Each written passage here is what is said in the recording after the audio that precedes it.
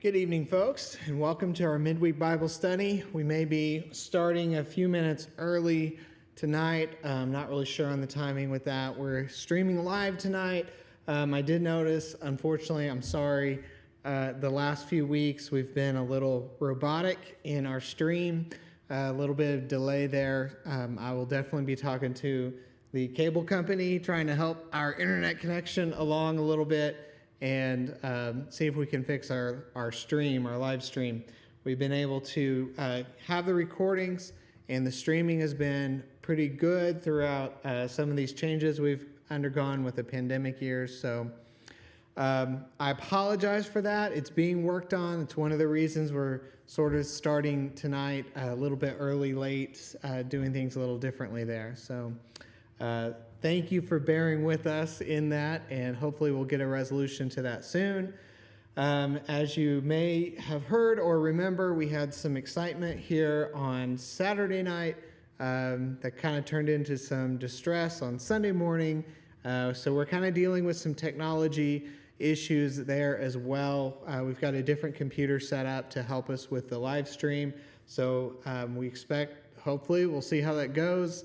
Don't think that's part of the stuttering problem, but you may see some stuttering here by me as well. So we'll just see how it goes.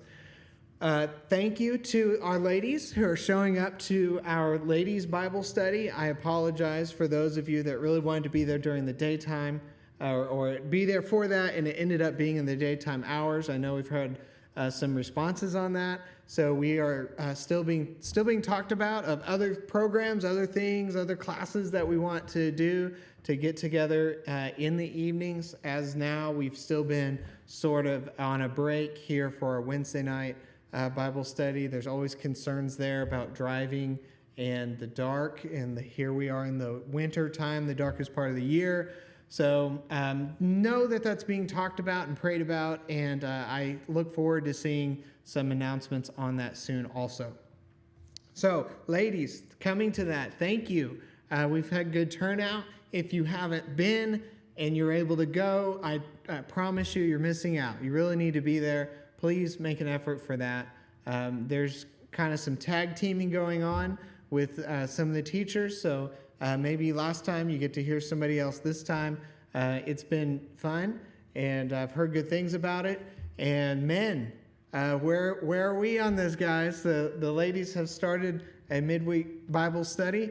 We're going to have to step up a little bit and try to play some catch up. They've met twice. We've got some work to do there, so be praying for that. I love to see all the amazing things that are going on in this church family. It has just been a beautiful endeavor that we have on this journey together. We're seeing ministries rise up, and we're seeing ministries grow. We're seeing programs start up and continue. So again, be praying for the health of this church as we're talking about the future and what's next and where do we go from here and how do we get there and all sort of that as we are trying to still remain faithful in our call to serve God and to love one another, to love God and to serve one another. And that's one of the things we're doing tonight. Is we're gathering here tonight. We're discipling one another, and we are learning more about our Savior and His desires for us. So we are in Mark chapter 8, and this is the halfway point through Mark. There's 16 chapters in Mark. You may say, no, there's no way we've only been through this in 8 weeks. Yes, you're right. It's been quite a journey, a little bit more than 8 weeks. We kind of had some pauses in there and some 2-chapter weeks. Tonight may be a 2-chapter week. I don't know. 2-week chapter. There we go. Got it. I don't know about that. So Mark, 16 chapters, chapter 8. So maybe we'll be halfway done today if you're just counting down the chapters, trying to get on to the next topic. This has been interesting. It's been beneficial. I have enjoyed walking through this slowly and getting to understand the story that Mark is trying to tell, the audience that Mark is trying to speak to. And we remember that from our 4 different Gospels, that it's likely that there's some different target audiences where we have a more Jewish background, a more Greek background. Maybe we have a couple different items that we want to emphasize where we see John's gospel sort of standing out, speaking different, talking about different stories than some of the others did.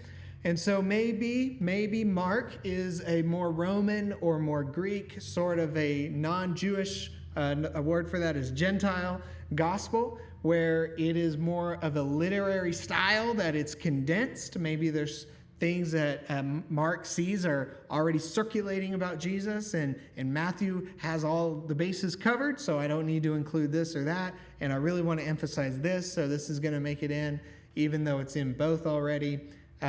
There's a lot of speculation around what's going on with the Gospels. I think that would be a fun study for us one day. What we're doing now, we're putting our blinders on, we're focusing on Mark. So what is Mark doing in chapter 8? What Mark has done in chapter 6, we'll see in chapter 8, where we are seeing miracles. Okay, we saw miracles about every chapter, right? Okay, we're going to see a repeat of a miracle. We're going to see the feeding of the thousands. We had the feeding of the 5,000. Now we're going to see another miraculous distribution of food.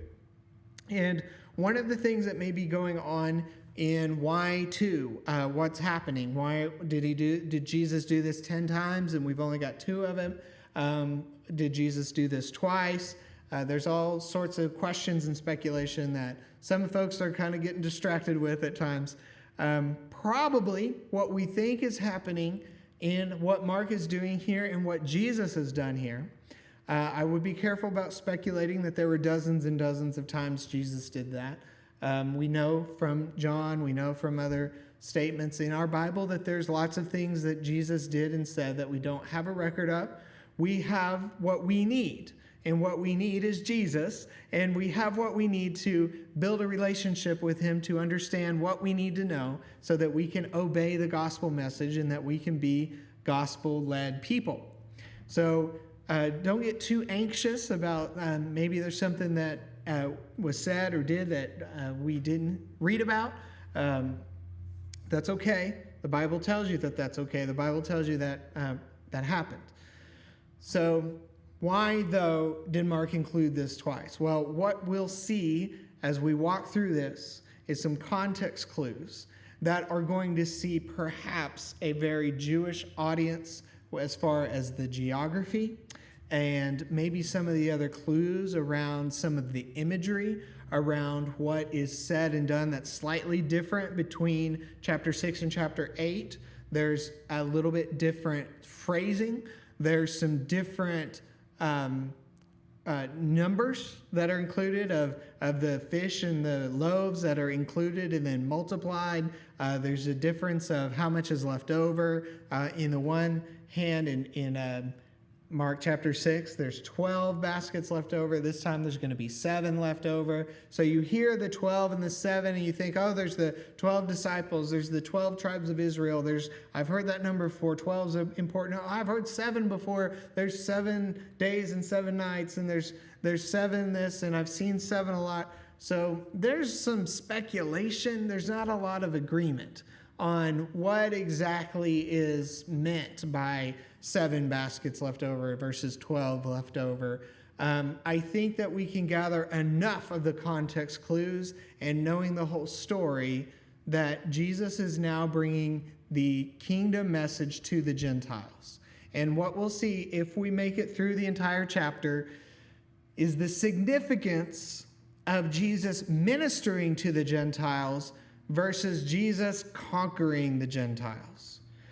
So we'll get into this, but some of the messianic understanding of the Jewish belief of the day was that when the Messiah come, he would be a warrior king, and he would lead the army of the Lord across the land, and he would defeat the enemies of Israel. And those non-Jewish people, non-Israelite people, those are the Gentiles. That's what a lot of us are. The Gentiles, the non-Jewish people. So Jesus, though, is going to show throughout this chapter, if we ever turn the page here, Jesus is going to show how his message is for everyone. His message is to conquer evil, to defeat death, to defeat sin. His message is for Jew and Gentile alike, that they are welcome in the kingdom of God when they approach the throne of God through faith in Jesus Christ. And what we see is Jesus demonstrating here and then alluding to at the end of the chapter is that kingdom, those kingdom doors being opened up to this broader context. Okay, let's try to get to the word and see what happens when we push some of these buttons. It worked. All right. Mark chapter 8, starting verse 1. During those days, a large crowd gathered. Since they had nothing to eat, Jesus called his disciples to him and said, I have compassion for these people. They have already been with me 3 days and have nothing to eat. If I send them home hungry, they will collapse on the way, because some of them have come a long distance. So we'll pause there for just a moment. Now think about this transition from a Jewish Messiah, a Jewish church, a Jewish understanding of what will happen when the Messiah comes, when the Savior comes, versus what is related to the people who are afar off, and that is the Gentiles. You know, we remember that the kingdom of Israel would be a kingdom of priests, and in their ministry field would be the whole world, that they're going to show the whole world what holiness looks like, because they're going to live faithfully to the message that God had given them through the Bible that they had, which we tend to call the Old Testament. And so if Jesus now is bringing his message to the Gentiles, what is a little bit different about that presentation? Well, one of the things we see emphasized that's the same is Jesus has compassion. Jesus isn't looking at their race, at their heritage, at their upbringing. He's looking at all of us as human beings who are broken, who have failed, who have selfishness, who have pride, who have given in to temptation and are in great need of a Savior. So he has compassion for these people who are undergoing whatever worldly, earthly strife that they're undergoing. But what's a little bit different? Well, one thing that's emphasized here a little more so is not just Jesus' compassion, but they've been with me 3 days. They've already had nothing to eat. If I send them home hungry, they will collapse. Some of them have come a long distance. So we know about the closeness of God, just the geography of God's temple there in Jerusalem, the people of Israel, the tribes of Israel surrounding that temple, versus the Gentiles who are coming from all over the world. And so those who are coming to hear this message, physically moving across the globe to be able to hear these things, Jesus is getting into these other areas. Not that Jesus is in the Mediterranean or Jesus is the world traveler. We're not saying that. But these people, he says, are coming from all over. And so they represent how this message is for people that are from all over. So they have come this long distance. His disciples answered, but where in these remote places can anyone get enough bread to feed them, right? We heard that we're just too far from anything. There's no McDonald's, Chick-fil-A's closed. What are we going to do? They're too remote. What are we going to do? And Jesus replies, how many loaves do you have? Remember, Jesus is able to provide. Jesus can fill in the gap. Jesus can use what they have to accomplish what Jesus has asked them to do. And so Jesus says, well, how many loaves do you have? 7, they replied. Verse 6, he told the crowd to sit on the ground. When he had taken the 7 loaves and given thanks, he broke them and gave them to the disciples and set them before the people, and they did so. They had a few small fish as well. He gave thanks for them also, and he told the disciples to distribute them. So you hear these similarities. There are fish, there are loaves. The numbers are a little bit different. We're still going to pray for these. We're still going to give thanks for these. And then we're going to distribute what we have and take that sustenance that the people so desperately need, and he's going to get that out to the people. So they had a few small loaves. They had a few small fish. We give thanks, and we distribute them. The people ate, and they were satisfied. Again, another similarity. You have these crumbs that you just imagine, 7 loaves and 4,000 people, and you think there's no way that's going to work. Well, that's the miracle. That's how it works. It works through Jesus, and it's not that everyone got a crumb and they went home hungry. what they got was enough to give them satisfaction.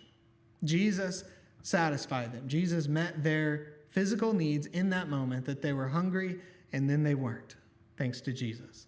Afterwards, the disciples picked up 7 basketfuls of broken pieces that were left over. So I guess everybody split half a loaf between the 4,000 and the different groups that they broke in. The miracle is that it was multiplied, and it was so much of a blessing, so multiplied that there was plenty left over. They had 4,000 men were present. Having sent them away, he got on the boat with his disciples, and he went to the region of somewhere, wherever that is.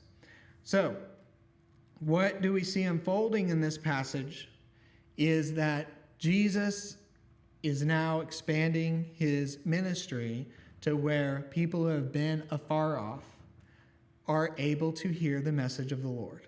They're able to experience this relationship with Jesus. They can be blessed by this prophet of the Lord that has come in the name of the Messiah. And that's a big deal, because what they're breaking out of this thinking, and maybe we'll get to it tonight, is this warlike conqueror understanding of Messiah, that this whoever this person is going to rise up, is going to go to battle, is going to defeat the Romans who's occupying the land of Israel, drive them out, establish their own political borders, and this kingdom of this world, sort of a political system, is going to be set up. That's what they're expecting. And that's not what Jesus did. Jesus brought in the Gentiles to the family of God through his love and compassion, not through the sword. So we see similarities there, we see difference there, and within context clues that may be what is happening with Jesus, and first perhaps the Jewish miracle of the 5,000, and then the miracle of the 4,000, maybe with Gentile followers. Maybe not. That's okay if it's not. We're sort of maybe drawing out some meaning that maybe isn't there. It doesn't change the message that Jesus had compassion, that Jesus had thanks, that Jesus performed the miracle, that this sign testifies that his teaching is true. There's so much there that's just a little bit extra that maybe we can appreciate if that's important to you. It's okay if it's not.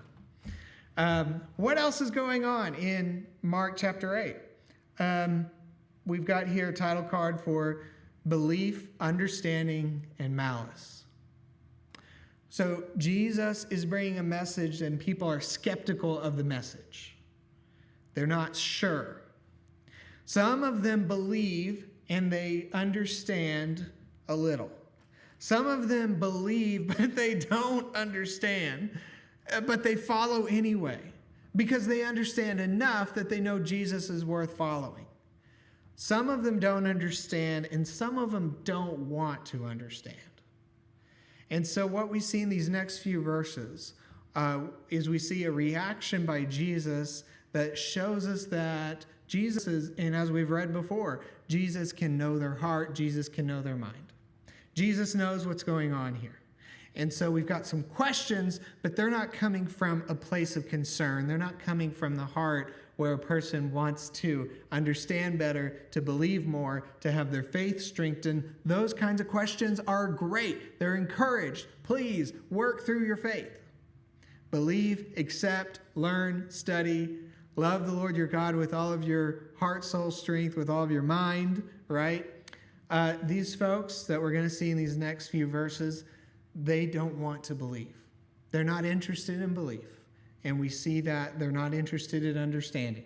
And we see that in the conversation that unfolds. Okay, Mark chapter 8, verse 11. The Pharisees came and began to question Jesus, to test him. See, we understand what's really going on here, okay? To test him, they asked him for a sign from heaven. Pause, time out. What's going on here? Didn't we just see the feeding of the 4,000? Didn't we see this feeding of the 5,000? Aren't these thousands and thousands of people that are following Jesus for days at a time with nothing to eat, following him because they know of the signs that he has already performed? Right? The word is getting out, and people have heard about it. They follow and they see for themselves. That's why they're following him, because he's got something that they want, got something that they need.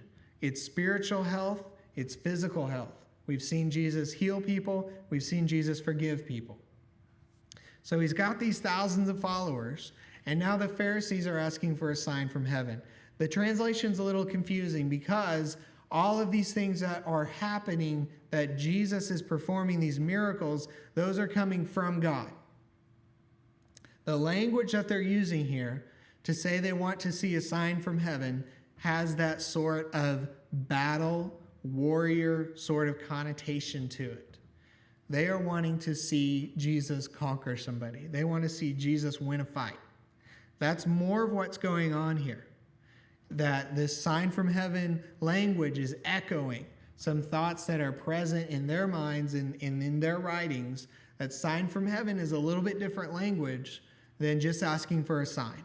There's some emphasis there that Jesus, of course, he has special insight into. Mark clues us into. We can see there's something a little bit more that's going on here. Because, listen, Jesus is going to deny their request to perform a sign. He's already been performing signs. Why is this time different? That's one of the reasons this time is different. The other reason that this time is different is they're not actually interested in belief. We already see that. Mark's saying that they are wanting to test him.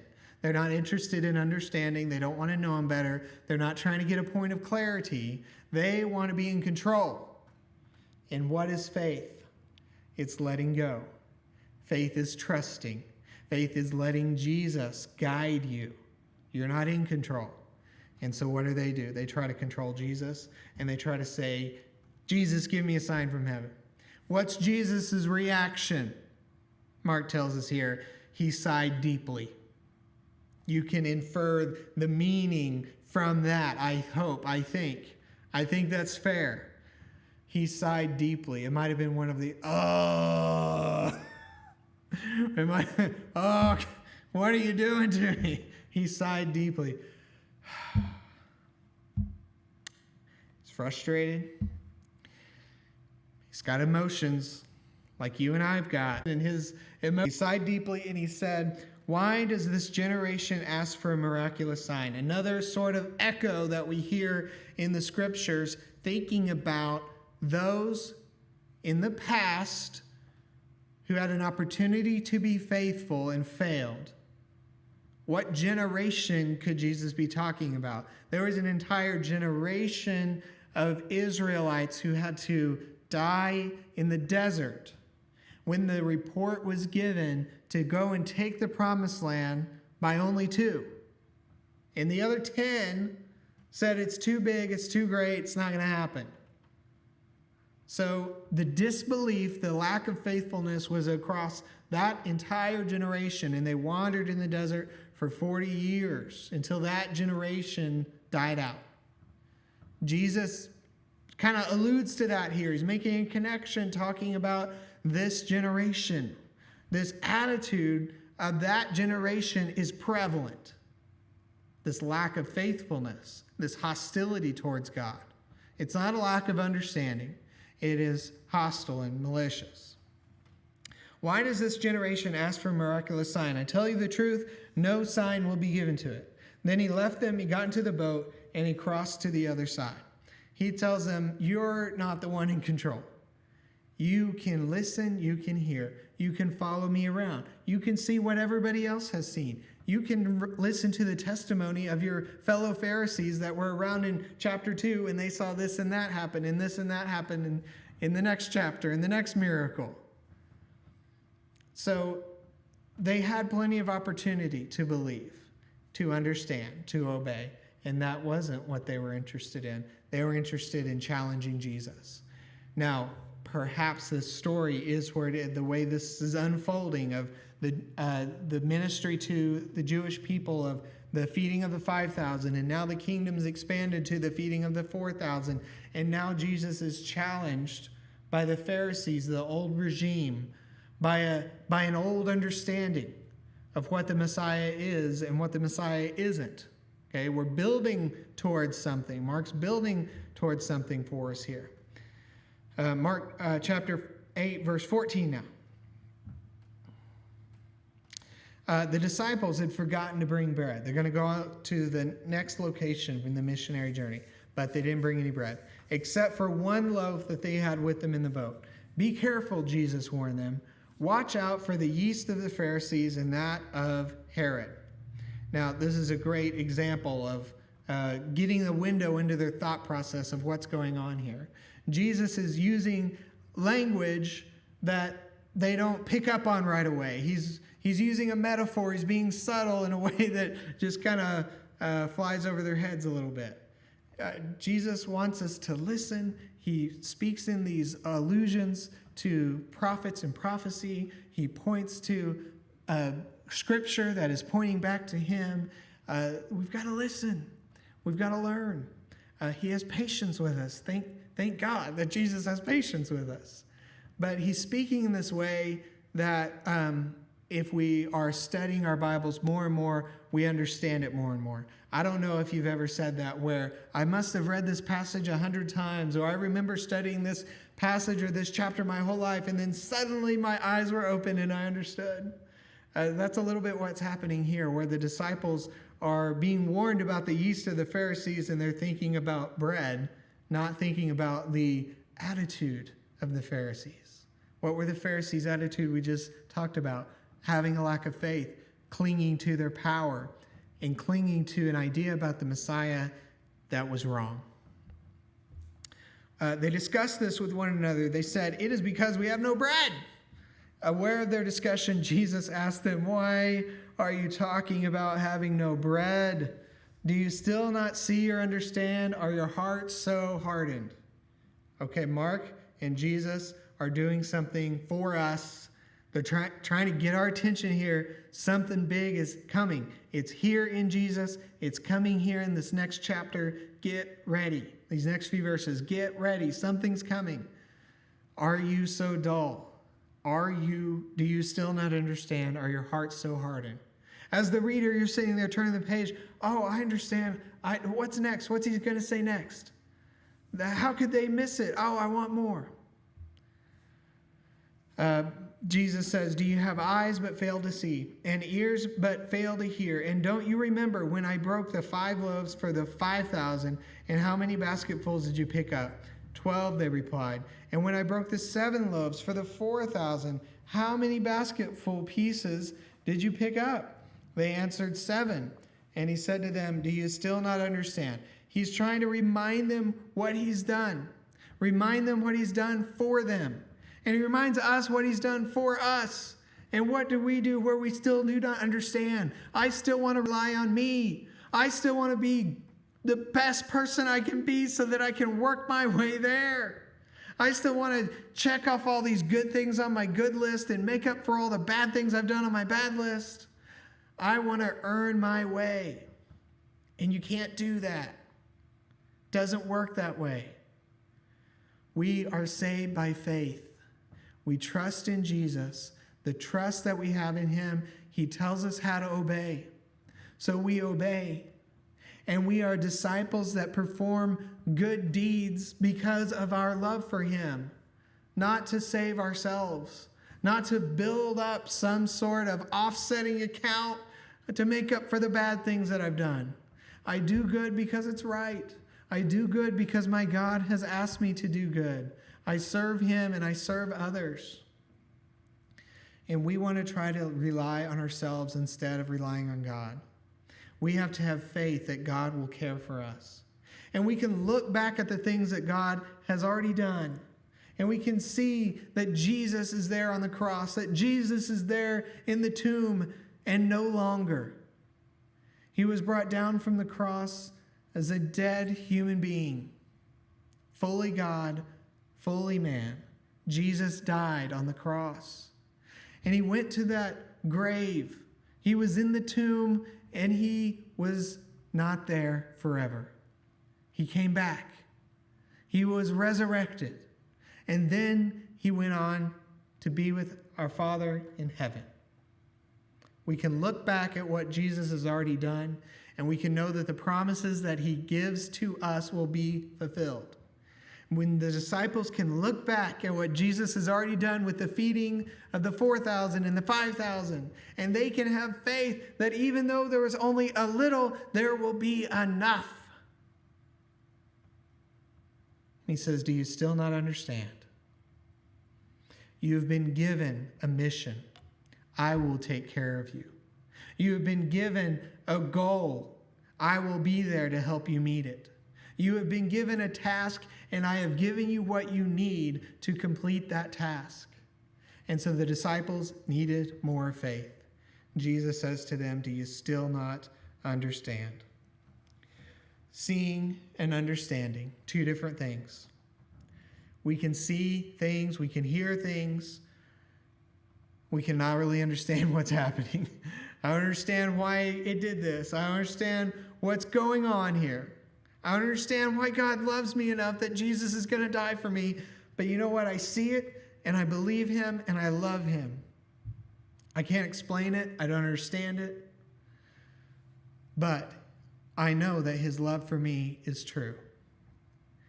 And so we need healed of our blindness. And what we see next in this next story, this next event that's captured for us, is this blindness that is prevalent in another member that needs healing. So we need seeing and understanding, just like this man that came to Jesus. They came to Bethsaida, and some people brought a blind man and begged Jesus to touch him. He took the blind man by the hand and led him outside the village. When he had spit in the man's eyes and put his hands on him, Jesus asked, do you see anything? He looked up and said, I see people. They look like trees walking around. Once more, Jesus put his hands on the man's eyes.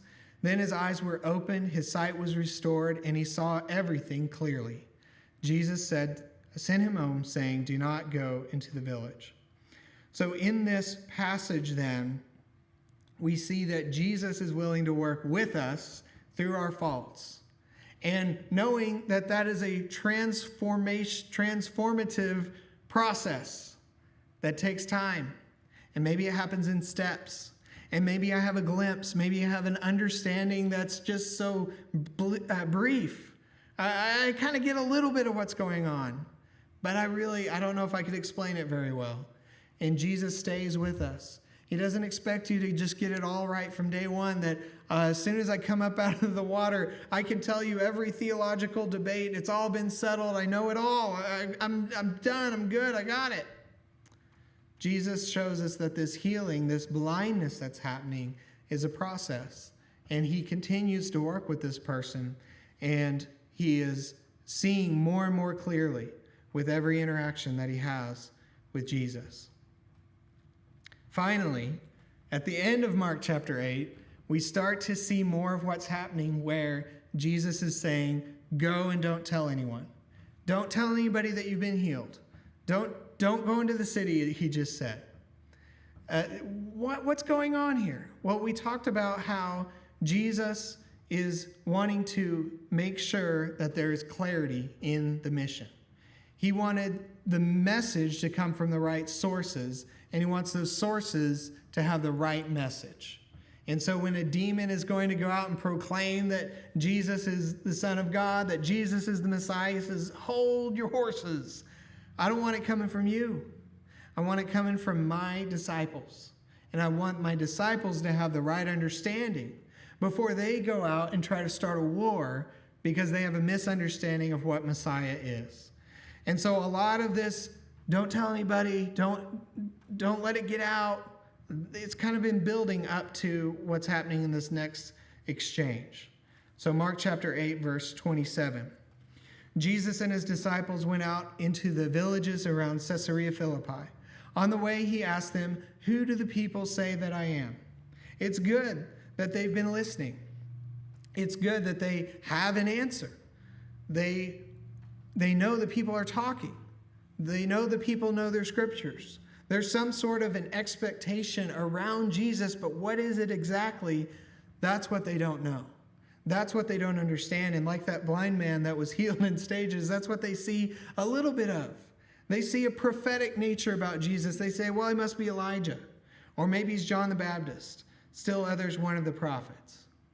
And Jesus, as if to say, well, they're all wrong. What do you say, Jesus says? What about you? Who do you say that I am? Peter says, you are the Christ. And Jesus warned them not to tell anyone. And you say, wait a minute, I thought that we had the Great Commission. I thought we had to go tell everybody about Jesus. Why now? Well, we see it unfolding here, what the problem is. He began to teach them that the Son of Man must suffer many things and be rejected by the elders, the chief priests, and the teachers of the law, and that he must be killed and after 3 days rise again. That is the last thing that you would ever teach if you were raised in this world and you had your Hebrew Bible memorized and you went to Hebrew school every day and you knew all the prophets and you knew all the passages and you knew exactly what all of it said by heart. You would not have concluded that the Messiah would be rejected, that he would suffer and die and rise again. Nobody thought that. After Jesus lives that prophecy out, after Jesus fulfills it, after Jesus teaches us the right way to see it, we see in the scriptures what we should have seen all along. Just like that man who was blind, who then had a fuzzy picture, and then he could finally see Jesus. That slow, progressive revelation of understanding happens with us also. And so for Peter to say, you're the Christ, let's go tell everybody about it, Jesus says, no, you got the wrong idea. You've got the wrong idea about what this mission is. The Messiah would suffer and die. The Messiah will be rejected. The Messiah will be killed. That's not what they expected. He spoke plainly about this. And Peter took him aside and began to rebuke him. Can you imagine? Well, hang on, Jesus. I've got to correct your understanding. You've got the wrong idea. Okay, I can understand how you might be confused, Jesus, but I'm going to explain it to you. Have you ever had to explain something to a person, and it turns out they're the person who wrote the book on it? That's what Peter's doing here.